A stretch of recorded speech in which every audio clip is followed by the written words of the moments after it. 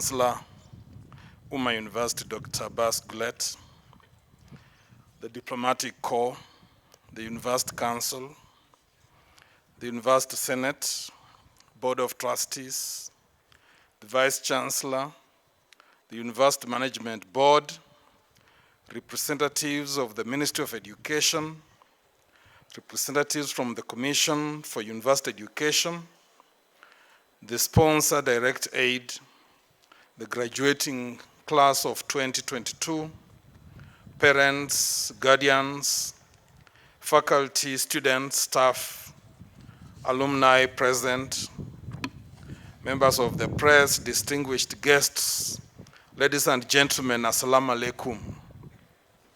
First, to convey a message of condolences to Dr. Bas Gulet on the passing on of his beloved son. May his soul rest in peace. I wish to also convey greetings from the chief guest, who is the head of public service, Dr. Joseph Kinyua, who is held up in other duties of government, and he requested me to represent him. I'll make very brief remarks before I read his message. First, I want to thank this university, particularly the sponsors and the leadership, for establishing this institution for the benefit of Kenyan learners. We need such institutions to work with the government of Kenya in developing the human resource that we need for the development of our nation. And so we are very grateful for everybody who has contributed to creating this fabulous institution. In addition to that, we acknowledge the internationalization aspect, which is also in our policy in the ministry, that our universities should not be closed in, but should open to interact with universities across the world so that they also learn and emulate what others do in form of the best practice.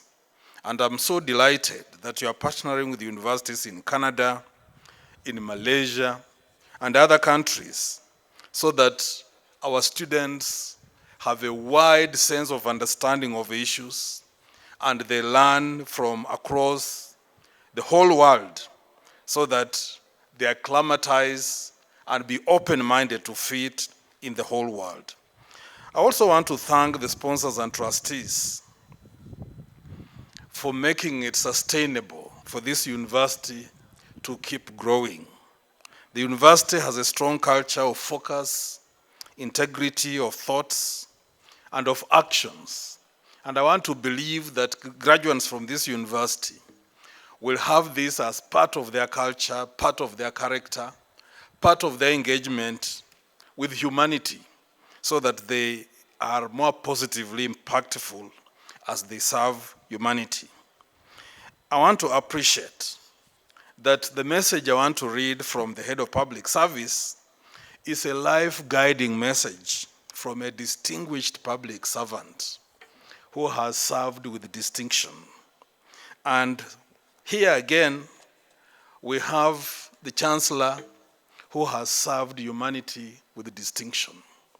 So the graduates here have role models and messages that should guide them to be people who are keen on acquisition of more knowledge, to use the knowledge they have in a manner that will benefit humanity, to demonstrate professionalism and integrity throughout their engagement with humanity. I'm very happy that the university is establishing the Career Services Office, which is very necessary for guiding students in this university into career opportunities so that they make decisions based on the information they have and on thinking through and tying what they know with their God-given talents and gifts so that they do the jobs that they love to do for human beings across the world. Somebody said the tragedy with Africa is that many people do jobs they don't like. They just find themselves there because they're not guided properly into the careers that fit them. So this university, when it establishes that office, I want to encourage students who will still be here and who will join this university later to take that office seriously and to make proper choices when it comes to careers. May I go to Dr. Kinyua's message? As we gather here today, we acknowledge the great work that has been done by the university management, the staff, the parents, guardians, sponsors like Direct Aid, the government of Kenya, and the key stakeholders in preparing the students who are graduating today. We are here to celebrate the fruits of this great work and to usher these graduates to the world of work.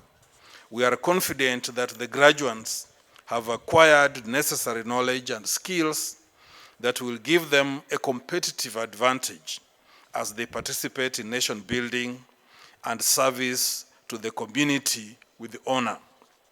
Mr. Chancellor, sir, speaking at the 5th graduation ceremony of Uma University is a great honor to me.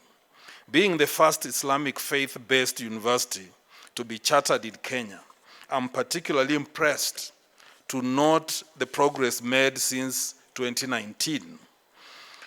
To note is the School of Nursing and Midwifery, the School of Sharia and Islamic Studies that continue to record high absorption rate of its graduates into the job market. While recognizing that science and technology programs require heavy capital investment in infrastructure such as laboratories and workshops, I commend Uma University for not only maintaining the state-of-the-art facilities in these areas, but also for keeping them well equipped.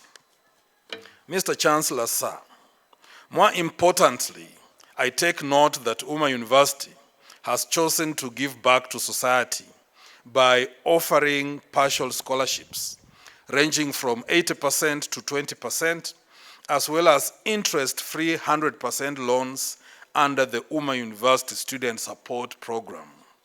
I also acknowledge that Uma University covers up to 60% of the tuition for government-sponsored students as part of its corporate social responsibility. This goes a long way to demonstrate how private universities, and particularly universities of this kind, can make a contribution to national goals and national priorities. Mr. Chancellor, sir, I'm impressed by this year's theme, preparing the next generation for public service. The young people we are releasing to the job market need to cultivate a passion for patriotic public service and to demonstrate the requisite leadership skills. They should also have ability to mobilize multiple actors in a system to allow interdependent synergies and visions so as to nest together a common public good and purpose. It is my earnest conviction that Uma University faculty and staff have prepared this year's graduates for a future in public service. The dominant paradigm in a reimagined future public service workforce rests on 4 critical pillars. Pillar number 1, individual skill development. Pillar number 2, socialization of corporate public vision and values in a changing service delivery landscape. Pillar number 3, strategic interventions that support change management. And pillar number 4, targeted action learning.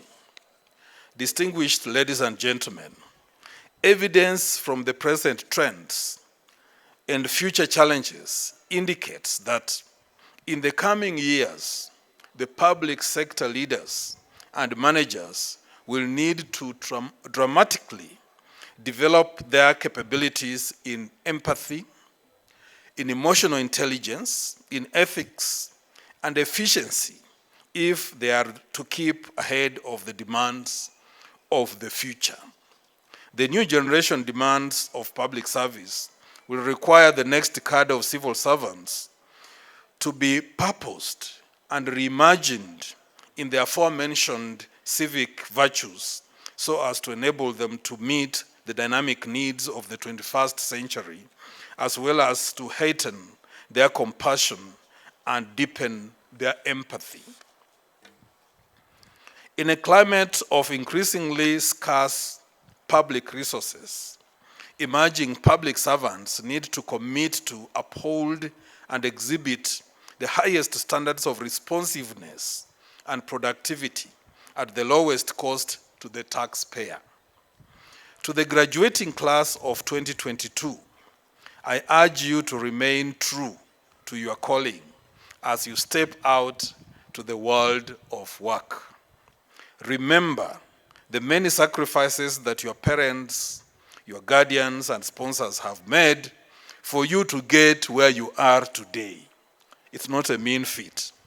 This should be the end of your academic journey. This should not be the end of your academic journey. Continue to scale to the highest heights of academic ladder. As you step out to the world of work, I pray that you will be able to give the much needed solutions to the many challenges that beset our society. I'm confident that the university has given you the right knowledge, the right skills and attitude to excel and smoothly navigate the dynamic world of work. I'm certain that the degrees, diplomas, and other certificates you have attained will assist you to manage future challenges and opportunities.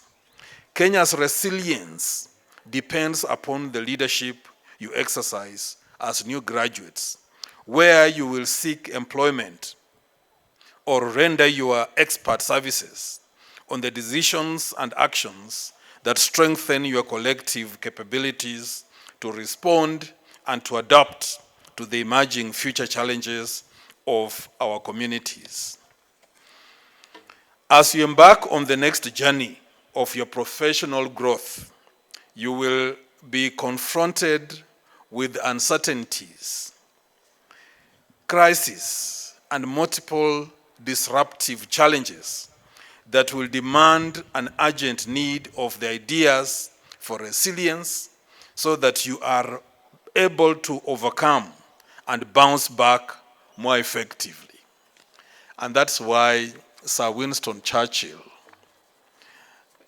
the respected former Prime Minister of the UK, who navigated the country through the First World War and Second World War, successfully said, victory is not final, and failure is not fatal.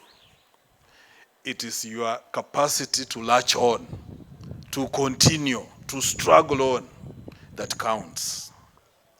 More significantly, the emerging challenges in the education sector indicates the vulnerability, the connectedness, and the complexity of contemporary social expectations as we leap into the future.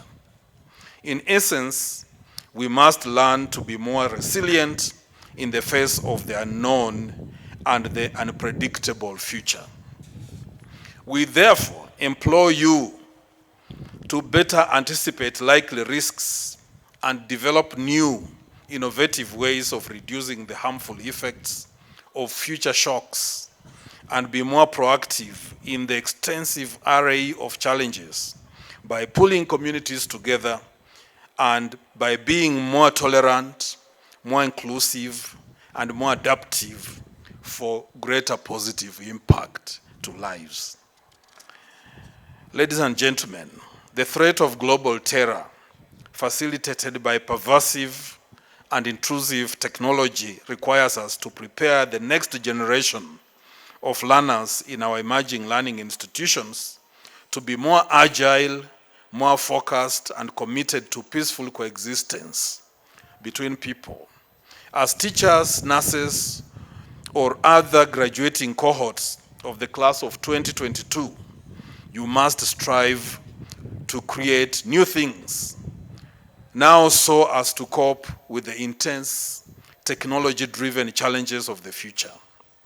As successful people graduating from Umma University, you must find value in unexpected places and do so from principles instead of formulas, exemplified in your spiritual grounding, in ethics, in discipline, in resilience, and servant leadership.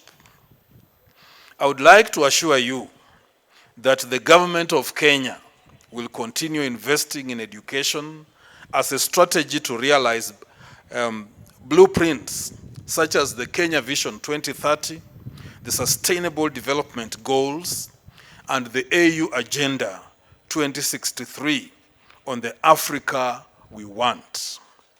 As you graduate today, remember you are global citizens who can provide solutions to the challenges that the world is facing locally, nationally, and globally. May God bless you all.